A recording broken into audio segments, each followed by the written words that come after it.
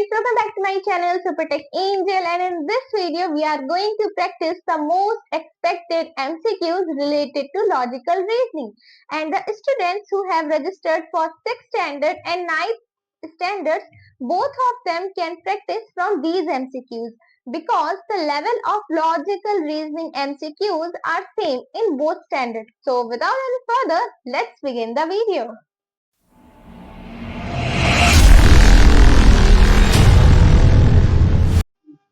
So now we are on the screen and ready to watch the most expected questions related to logical reasoning. So let's begin.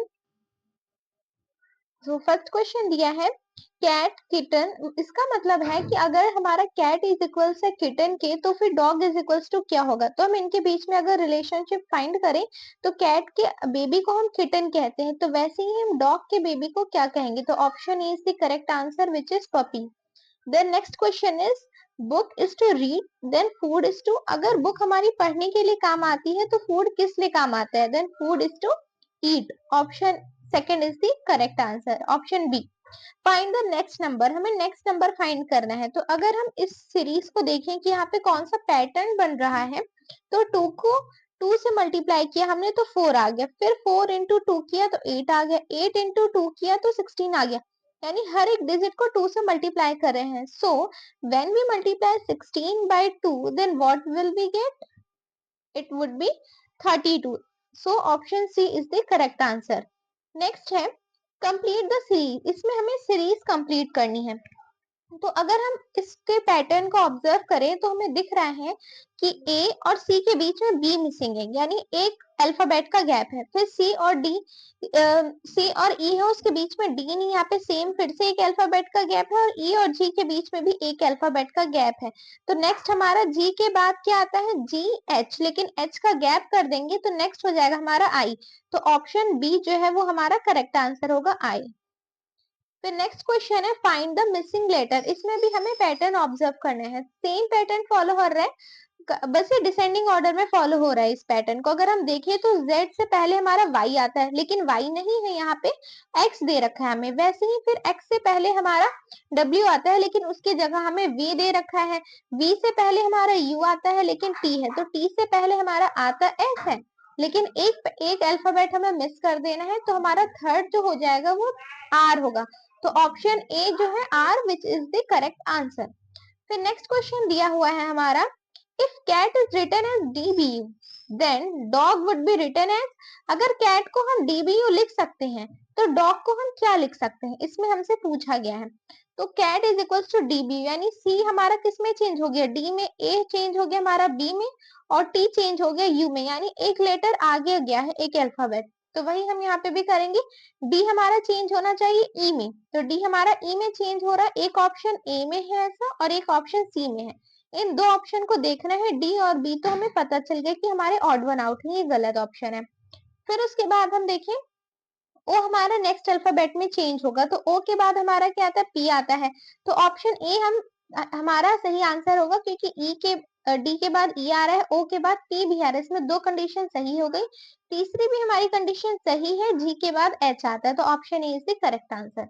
फिर next question दिया है if pen is equals to Q F O then book is equals to, अगर हम pen को Q F ओ के equal लिख सकते हैं तो बुक को हम किसके इक्वल लिखेंगे। तो हम अगर यहाँ पे भी ऑब्जर्व करें तो पी के बाद क्यू आता है, ई के बाद एफ और एन ओ, तो यहाँ पे भी हमारा जो पैटर्न है वो सिमिलर ही दिया हुआ है, तो वही चीज हम यहाँ पे दोबारा से फॉलो करेंगे। यहाँ पे हमारा बुक है, तो बुक के बाद जो नेक्स्ट लेटर होगा वो बी के बाद सी आना चाहिए, तो ऑप्शन ए भी वैसा ही है, बी भी हमारा ऐसे ही है और डी भी हमारा ऐसे ही है। ऑप्शन सी हमारा बिल्कुल अलग है, तो अभी के लिए इसको हम हटा देते हैं। फिर ओ के बाद दो ओ है, यानी जो हमारे नेक्स्ट लेटर होंगे वो सेम होंगे, यानी ओ के बाद पी आता है तो डबल पी होना चाहिए, तो option A is the correct answer. और के बाद एल भी दिया हुआ है विच इज ऑल्सो करेक्ट, तो ऑप्शन ए हमारा करेक्ट है। फिर next question is find the odd one, यानी इन चार ऑप्शन में से हमें एक ऑड वन फाइंड करना है। तो अगर हम देखें तो इसमें हम अगर पहले शेप के बेसिस पे अगर फाइंड करने की कोशिश करेंगे तो नहीं हो पाएगा, क्योंकि एप्पल है, सर्कल, ओवल हम कोई भी शेप कह देंगे, और मैंगो भी, तो इनके शेप तो सेम है, और बनाना और कैरेट के शेप सेम हो गए, तो शेप के बेसिस पर ऑड वन आउट नहीं फाइंड कर सकते। हम फाइंड कर सकते हैं इसमें वेजिटेबल्स और फ्रूट के बेसिस पे अगर हम देखें तो एप्पल, बनाना और mango, these three are the fruits whereas the carrot is a vegetable. तो ऑप्शन सी हमारा क्या होगा, सही आंसर होगा। Next question is find the odd one. इसमें भी हमें ऑड वन फाइंड करना है। This is very easy question. अगर हम देखें तो ए जो हमारा ये है 16, ये हमारा स्क्वायर है 4 का, 25 भी हमारा स्क्वायर है 5 का, 36 भी स्क्वायर है हमारा 6 का, लेकिन जो 45 है ये किसी का स्क्वायर नहीं है, तो this is the odd one out and it is also the correct option. फिर कहता है कि Ravi walks 10 meter north, then turns right and walks 5 meter, which direction is he facing. Ravi पहले 10 मीटर नॉर्थ की तरफ जाता है, 10 मीटर ये हो गया हमारा नॉर्थ की तरफ। फिर कह रहा है कि वो अपने टर्न्स राइट, फिर वो अपने राइट की तरफ मुड़ जाता है, इस साइड वो मुड़ जाता है और यहाँ पे फिर 5 मीटर चलता है। तो अब वो किस साइड फेस कर रहा है, तो ये हमारा इधर रवि खड़ा है, तो ये किस साइड फेस कर रहा है, तो जो रवि है वो हमारा फेस करेगा इधर की तरफ। इधर कौन सी साइड होती है, ईस्ट। तो option C is the correct answer which is east.